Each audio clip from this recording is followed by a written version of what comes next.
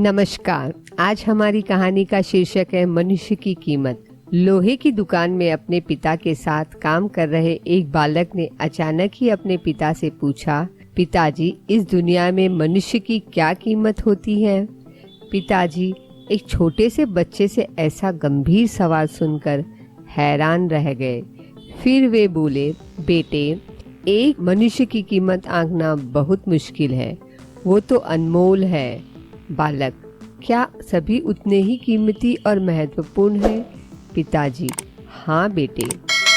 बालक कुछ समझा नहीं। उसने फिर सवाल किया, तो फिर इस दुनिया में कोई गरीब तो कोई अमीर क्यों है? किसी की कम रेस्पेक्ट तो किसी की ज़्यादा क्यों होती है? सवाल सुनकर पिताजी कुछ देर शांत रहे और फिर बालक से स्टोर रूम में पड़ा एक लोहे का रॉड लाने को कहा। रॉड लाते ही पिताजी ने पूछा, इसकी क्या कीमत होगी? बालक बोला, 200 रुपये। पिताजी बोले, अगर मैं इसके बहुत से छोटे छोटे कील बना दूं तो इसकी कीमत क्या होगी? बालक कुछ देर सोचकर बोला, तब तो ये और महंगा बिकेगा, लगभग 1000 रुपये का। पिताजी, अगर मैं इस लोहे से घड़ी के बहुत सारे स्प्रिंग बना दूं तो?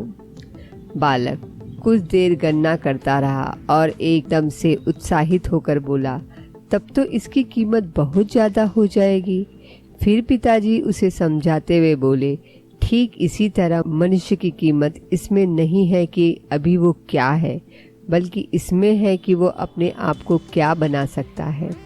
बालक अपने पिता की बात समझ चुका था।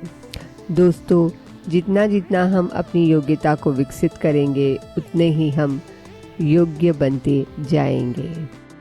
अगर आपको यह कहानी अच्छी लगी हो तो आपसे विनम्र निवेदन है कि आप इस वीडियो को लाइक और हमारे चैनल को सब्सक्राइब जरूर करें तथा कमेंट के द्वारा अपने विचार हमसे व्यक्त कीजिए, क्योंकि आपका सहयोग ही हमें ऐसी और प्रेरणादायक कहानियाँ आपके सामने प्रस्तुत करने के लिए प्रोत्साहित करेगा। जय भारत।